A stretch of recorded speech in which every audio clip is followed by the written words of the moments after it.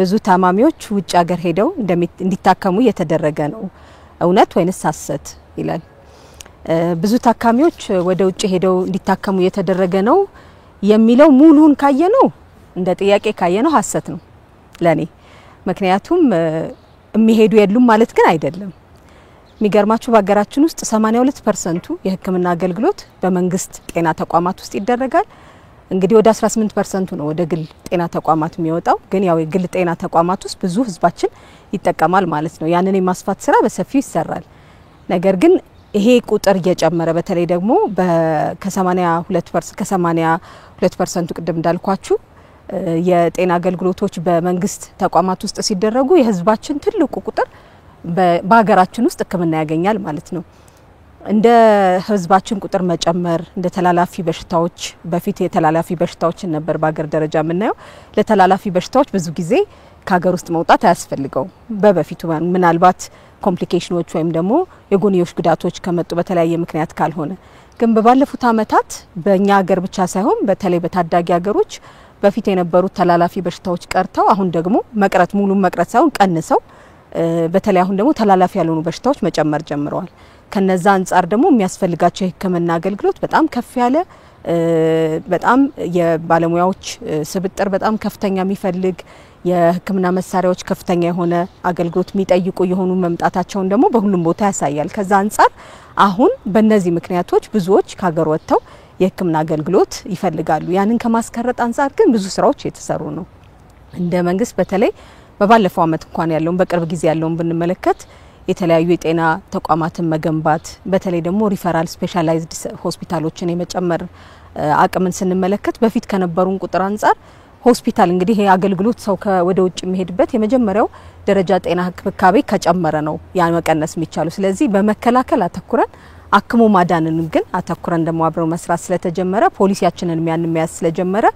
በባለፉት ከነበረው ይልቅ አሁን ህዝቡ ቀደም ብሎ የጤና ይዘቱን ማወቅ ጀምሯል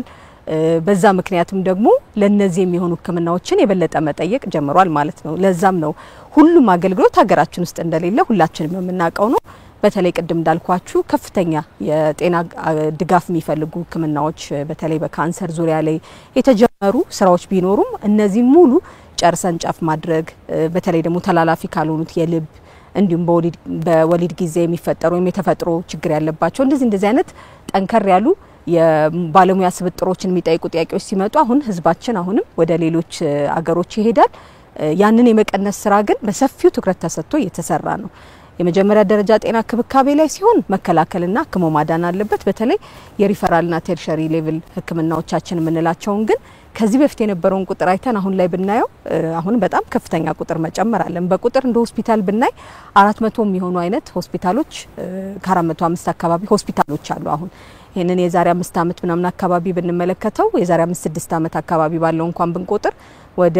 126 አካባቢ ነበሩ ስለዚህ በመጀመሪያ ደረጃ ጤና ክብካቤ ብቻ ራሱ ከእጥፍ በላይ ከ250 በላይ የመጀመሪያ ደረጃ ጤና ክብካቤዎች አሉ ሪፈራልና ከፍተኞቹ የጨመሩ ነው ግን እንዳልኳችሁ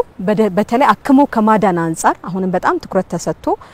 ከፍተኛ ሆስፒታሎችን በመስራት በቅርብ ጊዜም ክቡር ጠቅላይ ሚኒስትር የመረቁት የመከላከያ ቢሾፍቱ ሆስፒታል አለ እሱ ትልቅ ጅማሩ ትልቅ አቅም ይዞ ነው የመጣው ያንን የማጠናከር በባለሙያዎች የማሟላት የበለጠ ደግሞ ህዝባችን በአገልግሎት የማግኘትና ሪፈር የማድረግ ወደ ውጭ የመውጣት አቅሙን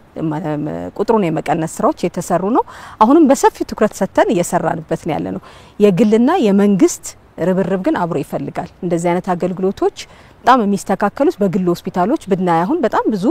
የልብ ህክምና የልብ ቀዶ ህክምና ብዙ አሉ ዛሬ እዚህ ጠቅሰን ማንጨርሰው ስለዚህ በማጣት ምክንያት ህዝቡ ሙሉ ለሙሉ ወደ ውጭ ይሄዳል የሚለው አባባሉ ሐሰት ቢሆንም አሁንም ግን ህዝቡ ወደ ውጭ ይወጣል ያንን የማስቀረት ስራ ደግሞ በጣም ሰፊ ስራ መስራት አለብን ማለት ነው